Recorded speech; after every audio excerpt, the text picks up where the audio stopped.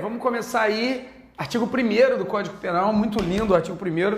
Através dele a gente vai fazer um desdobramento e a gente vai começar a entender a estrutura, a árvore do crime. Olha só, no artigo 1º eu vou começar a dar a ideia do conceito de crime para vocês, só a ideia. Porque na verdade é uma árvore que a gente vai abrir, é um esquema didático, uma mapinha mental que a gente, no final da parte geral, a gente vai juntar tudo e você vai ver o que exclui o que faz parte de que, as teorias e tudo que é mais importante dentro da estrutura para acertar a questão, tranquilo? Então vamos lá. Primeira coisa que a gente tem que trabalhar quando a gente fala do artigo 1º são os princípios. Evandro, quais são os princípios que são elencados ou referências ao artigo 1º do Código Penal? Eu tenho 3 princípios. Eu tenho o primeiro princípio, que é o princípio da legalidade. Eu tenho o segundo princípio, que é chamado o princípio da anterioridade de lei. E eu tenho o terceiro, que é o princípio da reserva legal. Evandro, olha só, que bacana. Esses 3 princípios estão dentro do artigo 1º do Código Penal? Sim. Se cair na tua prova, é correto afirmar que o princípio da legalidade, anterioridade e reserva legal estão inseridos dentro do artigo 1º do Código Penal. Você vai dizer o quê? Você vai dizer que está certo. Mas se você ler o Código Penal seco, você não acha o reserva legal lá. Mas a gente vai explicar ele aqui. E ele faz parte, tá? A doutrina, a jurisprudência já aceitou a reserva legal e diz que ela faz parte.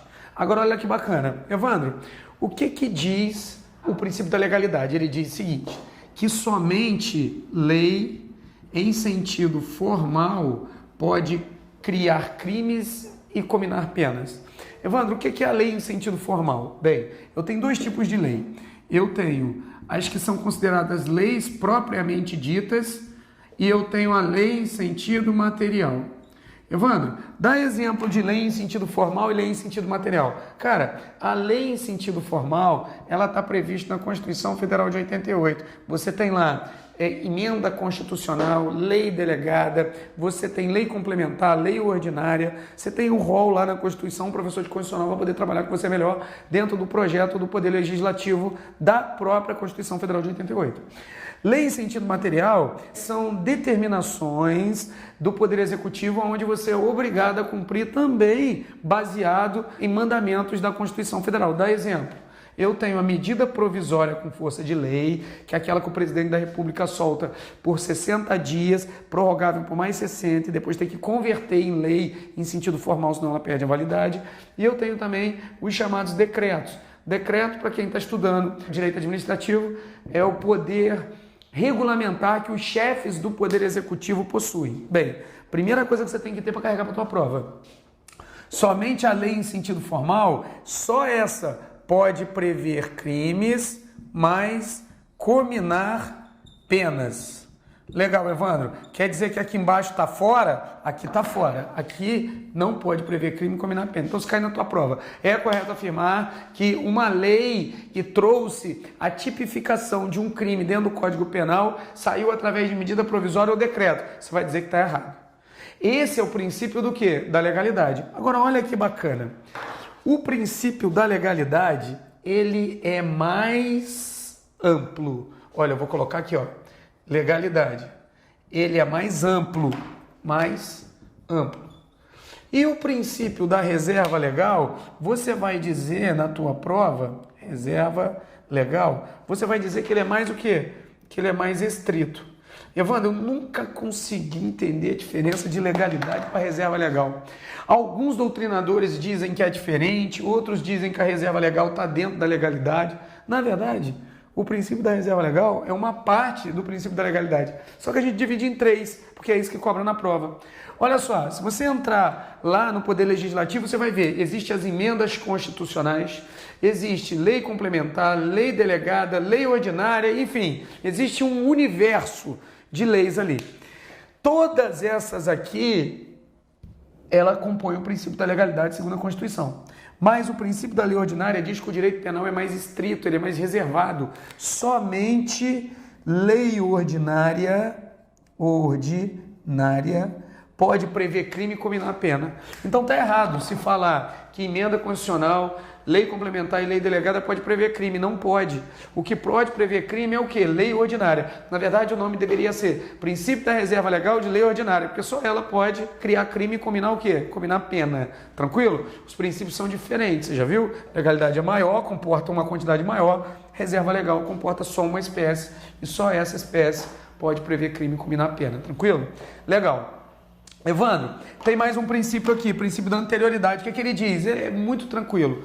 Ele diz o seguinte, é o próprio texto do artigo 1º, tá? Não há crime sem lei anterior que a defina. Opa, colocamos aqui, não há pena sem prévia combinação legal. O que o princípio da anterioridade fala no texto de lei do artigo 1º? Ele diz o seguinte, que somente após a edição de uma lei ordinária, que é uma lei em sentido formal, é que a conduta do ser humano pode ser considerado crime. Ou seja, se a lei foi promulgada no dia 10/5 e começou a valer dali para frente, a conduta do ser humano, ela tem que ser posterior à lei. A lei é anterior à conduta. Ou seja, imagina que sai uma lei que você não pode mais pescar tucunaré.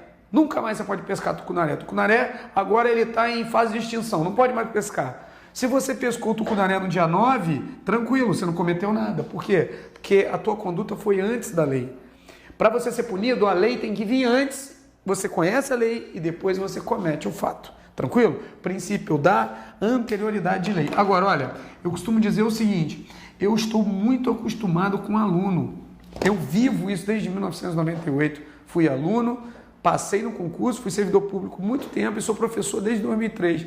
Então eu sei que o aluno perde questão por preciosismo. E aqui a gente vai matar isso, tá? Olha só, se caiu o seguinte, é correto afirmar que pelo princípio da legalidade, somente lei pode prever crime e combinar pena. Se falar simples assim, não vai querer dividir não, você vai falar que está certo. Porque toda vez que ele fala lei, ele está indo pela regra, que é a lei em sentido que formal, e ele já está falando que é lei ordinária. É assim que as bancas pensam. Se ela quer te pegar, ela vai desdobrar, ela vai falar, é correto afirmar que o princípio da legalidade pode ser dividido em lei em sentido formal e em sentido material. Sendo assim, vários institutos de lei compondo na Constituição Federal, ou seja, lei complementar, lei ordinária, lei delegada, podem prever crimes e combinar penas. Aí você vai dizer o quê? Você vai dizer que está erradíssimo, tranquilo? Então, olha, pegamos aqui e a primeira coisa que a gente matou foi os princípios que estão mais elencados e esses princípios fazem referência ao caput. Logicamente, tem alguns outros princípiozinhos que eu vou ver no final, que diz respeito ao artigo 1º também, mas os mais importantes são esses, tranquilo? Vamos prosseguir. Batemos os princípios fundamentais. Agora, dentro do artigo 1º, a gente tem que entender também, e baseado no princípio da legalidade, o fato típico. Evandro, o que é o nome, olha aqui, fato típico? Cara, eu sempre me confundi com isso, agora acabou os seus problemas. Fato típico é o seguinte, toda vez que eu falo que um fato é típico, e estou falando de direito penal, é a mesma coisa que dizer que ele está escrito ou no Código Penal, ou em leis especiais, ou nas contravenções penais, porque são espécies de infração penal, e ele foi classificado como crime. Agora, ou contravenção penal, né? Que são espécies de infração penal. Só que o fato típico, ele tem alguns elementos.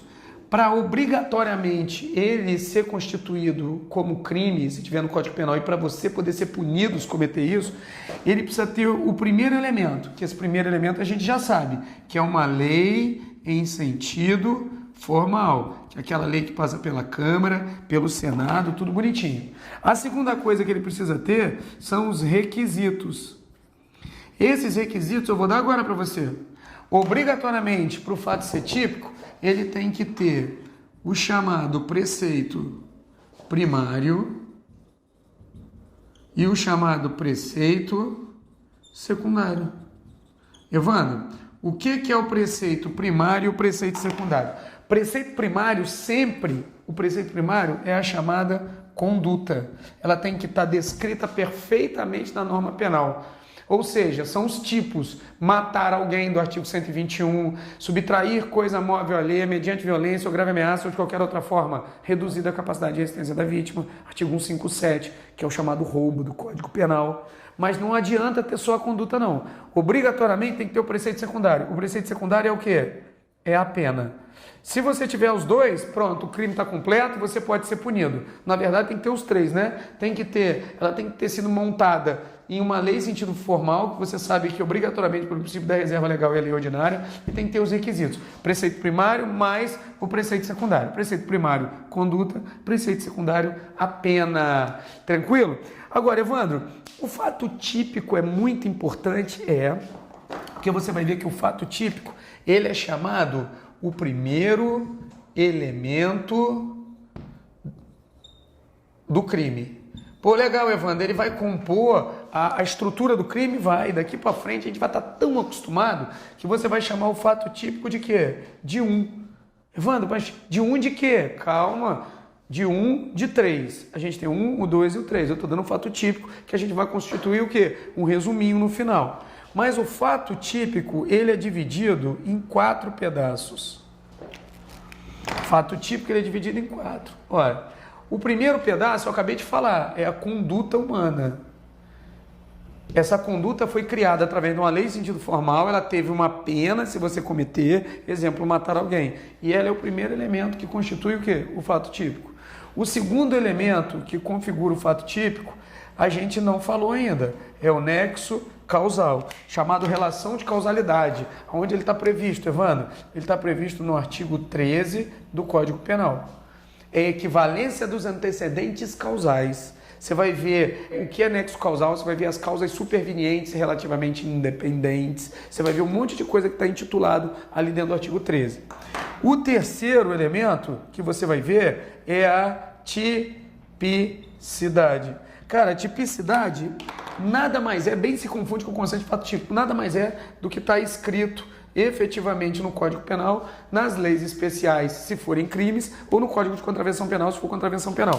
E o quarto elemento, que é muito importante, que é chamado resultado. Mas nem todo fato típico tem resultado, tá? Somente aqueles crimes que gerarem um resultado que naturalístico. E isso a gente vai ver no decorrer da aula. Olha, tem desdobramento, Evandro? Tem. Você vai ver daqui a pouco que a conduta, eu vou ter que estudar ela lá no artigo 18 do Código Penal, 1 ou 2. Ou seja, ou eu pego o dolo, ou eu pego a culpa. Mas eu já adianto uma coisa. O dolo e a culpa, eles estão dentro da conduta, que está dentro do quê? Do fato típico.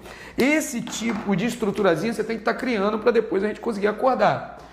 Dolo e culpa dentro da conduta, dolo e culpa pertence ao fato típico. Só que você já mata a questão de concurso. É correto afirmar que o dolo e a culpa se situa dentro da conduta, que se situa dentro do fato típico. Tá certo? Certíssimo.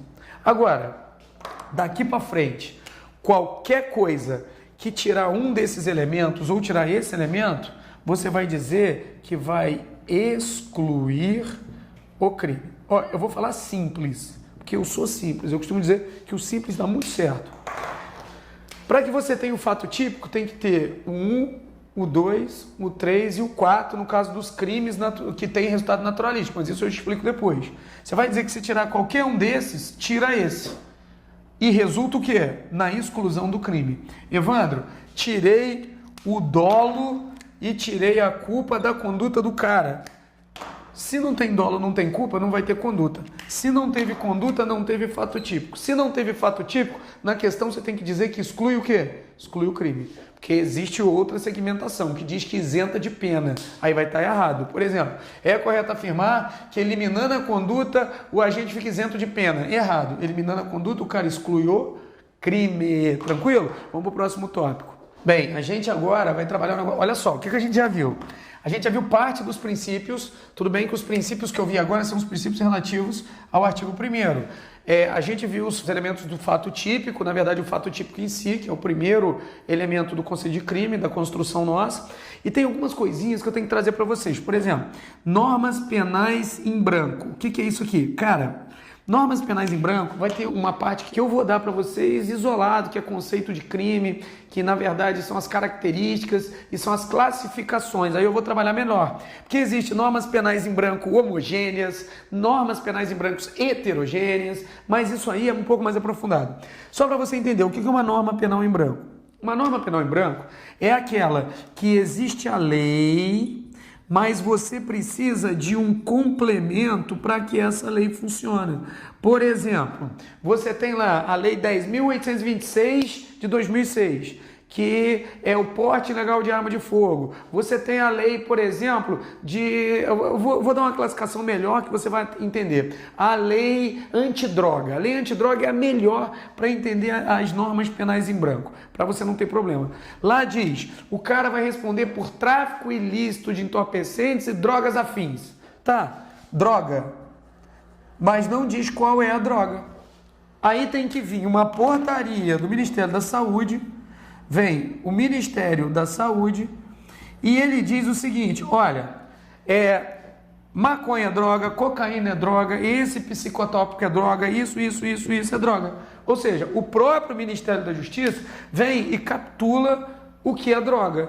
Só que a lei, ela sem a determinação, ela não consegue punir a pessoa. Então, essa daqui é chamada uma norma penal em branco. Calma, que a gente vai ver o que é norma penal homogênea, heterogênea, a gente vai dar exemplo, esse não é o momento. Outro tópicozinho dentro do artigo 1º que é muito importante, é o chamado princípio da insignificância. Olha só. Esse princípio da insignificância, o STJ, ele traz alguns elementos que eu prefiro colocar na complementação para você. Por enquanto, eu só quero que você entenda o seguinte, o artigo 1º diz referência somente ao princípio da legalidade, anterioridade e reserva legal. Cuidado para não colocar princípio da insignificância e achar que faz parte do caput do artigo 1º que não faz. Isso aqui é só uma referência que eu estou antecipando para você não se perder em questões. Princípio da insignificância, ele não tem nada a ver, ele é totalmente diferente do chamado pequeno valor da coisa, que muita gente confunde. Evandro, o que é o princípio da insignificância?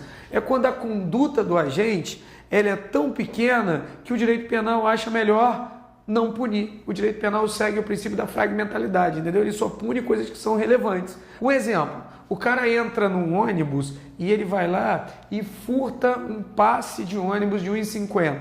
O direito penal não vai punir essa conduta, porque ela é muito mínima. A própria conduta do agente é tão mínima que o direito penal acha melhor não punir. Agora, não tem nada a ver com o pequeno valor da coisa, tá? Você já sabe que algo para ser crime, ele é chamado algo típico. A gente acabou de ver. O princípio da insignificância transforma a coisa em atípico, ou seja, o princípio da insignificância diz que a conduta não é crime. Beleza. Agora, o que é pequeno valor? Cara, pequeno valor é causa de privilégio, logicamente, junto com alguns outros requisitos. Vou dar um exemplo. No crime de furto, não basta ter o pequeno valor. O réu tem que ser primário. Isso aí está lá no artigo 155, no privilégio do crime de furto. O pequeno valor, o próprio STJ falou que o pequeno valor é qualquer coisa que seja inferior a um salário mínimo. Qualquer coisa inferior a um salário mínimo, você vai dizer que é classificado como o quê? Como pequeno valor, tranquilo? Sem muito problema até aí. Então, olha o que a gente já viu. Matamos os princípios, fato típico, os elementos, falei o que é a norma penal em branco, falei a diferença de princípio da insignificância para pequeno valor e a gente está avançando. Eu vou trabalhar um tópico agora extremamente importante. Qual que é? Analogia em direito penal. Ó, analogia em direito penal. Evandro, o que é analogia em direito penal? Cara, analogia é sempre assim. É quando você usa uma coisa que existe no caso concreto para uma coisa que não existe. Evandro, não entendi até agora. Calma, vou te dar um exemplo. Olha só. Hoje mudou, o Código Penal está sempre em mutação. Às vezes você promulga uma nova lei que vem e revoga a da frente, ou às vezes você chega e cria uma nova classificação de crime. Por exemplo, o Código Penal existia o crime de atentado violento ao pudor, que era qualquer ato usando violência ou grave ameaça para cometer um ato sexual contra uma pessoa diferente da conjunção carnal, que era o estupro, que era pênis, vagina. Olha que interessante. O artigo 128 do Código Penal, ele traz o inciso 1 e o inciso 2. Aqui são chamadas as causas permissivas do aborto. Legal, Evandro. O que é a causa permissiva do aborto? Olha, eu tenho o aborto necessário quando você não tem outra forma para salvar a vida da gestante, e eu tenho o chamado o aborto sentimental ou humanitário, que é aquele aborto que é em caso de estupro. Esse aborto aqui é o meu exemplo da analogia. Ou seja, o que é o aborto sentimental ou humanitário? É o aborto que era proveniente do quê? De um crime de estupro. Pô, Evandro, a mulher estuprada, então ela podia chegar e simplesmente ela fazia um boletim de ocorrência, vai, fala com o médico faz o aborto nela, não precisa nem de decisão judicial. A mulher que é fruto de estupro, ela pode pegar, isso já é decisão consolidada, tá? Inclusive questão de concurso, não necessita de decisão judicial para fazer um aborto. Nesse caso aqui, necessita só do convencimento do médico. Legal. Só que existia o aborto, é o 213 do Código Penal, existia o 214, que hoje não existe mais, tá? Isso aqui é só para explicação. Ou seja, pênis na vagina era estupro. Se a mulher engravidasse, ela podia fazer um aborto. Agora, se o cara fizesse qualquer outro ato libidinoso grave, seria atentado violento ao pudor. Por exemplo, você imagina se o cara fizesse sexo anal com a mulher, ejaculasse e o escorrimento do sêmen fizesse a mulher engravidar. Como é que ia fazer? O Código Penal não podia punir, porque não há crime sem lei anterior que defina, não há pena sem prévia combinação legal, e mais, a conduta tem que ser exatamente o que está no Código Penal para ser executada.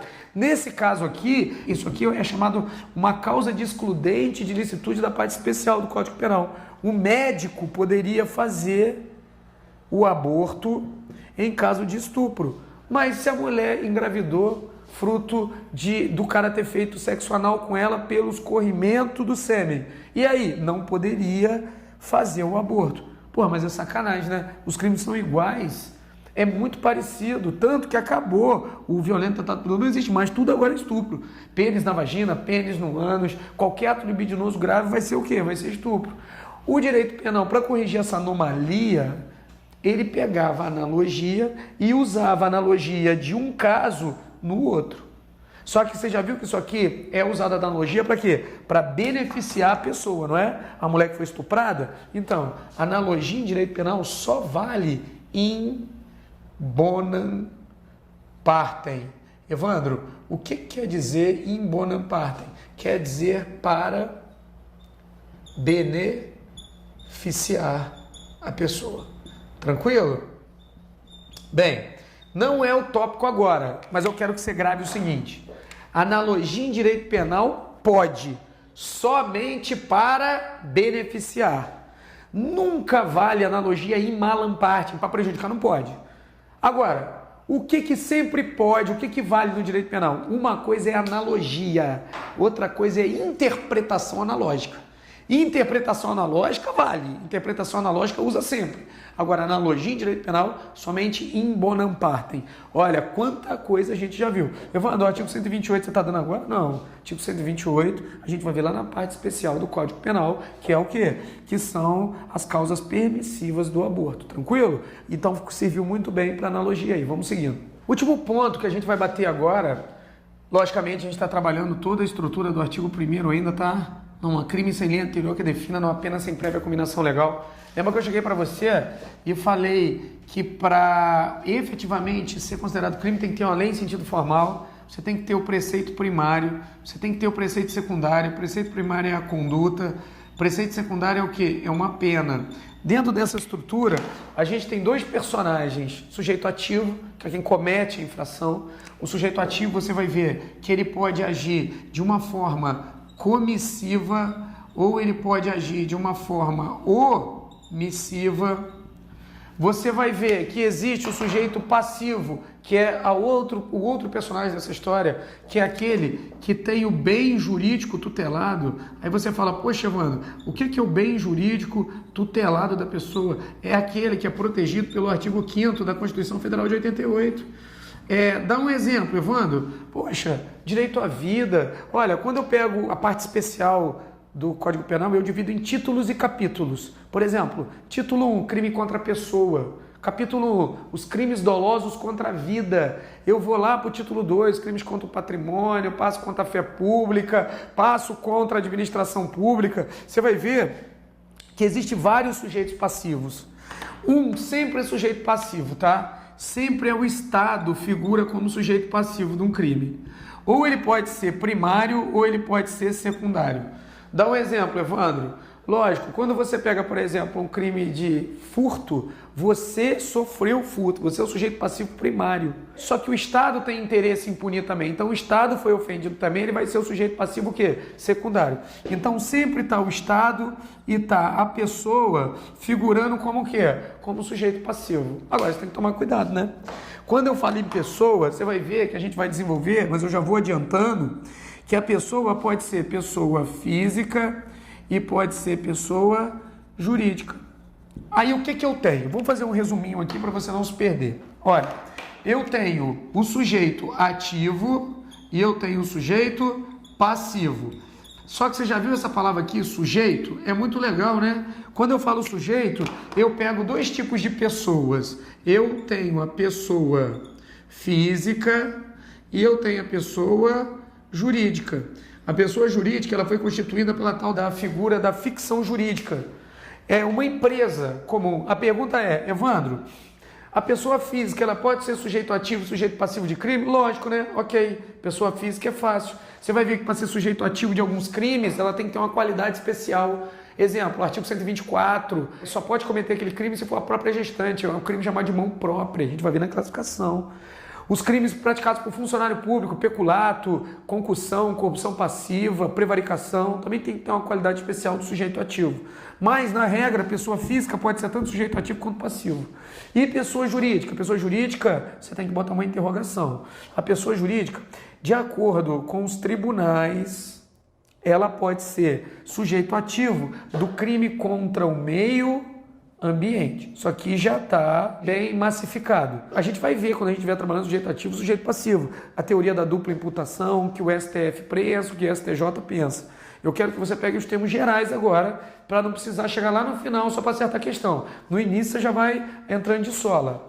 A pessoa jurídica ela pode ser sujeito ativo somente quanto os crimes contra o meio ambiente, tá? Isso aqui já está pacificado, tanto pelo STJ quanto pacificado pelo STF. Eu não vou ter problema com isso. Agora, ela pode ser sujeito passivo de crime? Pode, se o crime com ela for compatível. Opa, aqui tem que ter um negócio chamado compatibilidade do crime.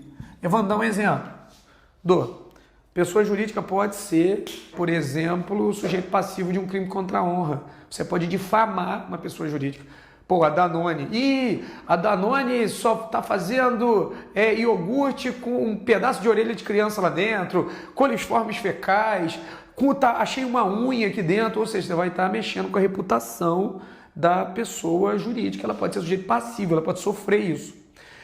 Tranquilo? Agora, você não pode cometer um homicídio contra uma pessoa jurídica. Então, não são todos os crimes que ela figura como sujeito passivo e só tem um que ela figura como sujeito ativo na prática. Tranquilo? Então, olha, o que eu matei para você? Eu dei uma ideia geral do que seja sujeito ativo, sujeito passivo.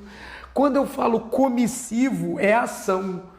O cara está agindo. Omissivo, eu estou trabalhando a situação da omissão, tranquilo? Matei o que eu tinha que falar desse segmento. Vamos fazer umas questõezinhas aí bem rapidinhas para ver se a gente consegue interagir com você. No vigente ordenamento jurídico brasileiro, é possível a tipificação legal de uma conduta tida como crime através de um decreto presidencial? Erradíssima essa questão bem comum, decreto, portaria, medida provisória, nada pode prever crime e combinar pena. Lembrando, somente lei em sentido formal. E se ele abrir a questão, lei em sentido formal, pelo princípio da reserva legal, lei ordinária, que pode prever crime e combinar pena, tranquilo? Vamos para a próxima. Indique, nas opções abaixo, 2 princípios contidos no artigo 1º do Código Penal. A, da legalidade e anterioridade. B, da reserva legal e da culpabilidade. C, da proporcionalidade e da legalidade. D, do duplo grau de jurisdição e da reserva legal. Questãozinha simples era o a questão A, porque você sabe que tem 3 princípios no artigo 1º, legalidade, anterioridade e reserva legal. Alguns autores acham que os princípios são separados, outros acham que a reserva legal é desdobramento da legalidade. Nessa questão, você pode ter certeza, eles entenderam a reserva legal como desdobramento do princípio da legalidade, por isso que ele colocou os 2 princípios aí. Tranquilo? Forte abraço, fica com Deus. Fechamos esse bloquinho nosso, vai estudar, filho, vai fazer exercício, escadinha do sucesso, vamos arrebentar e a gente vai estar junto até a sua aprovação. E para todo mundo que já sabe meu final e meu início, alô você!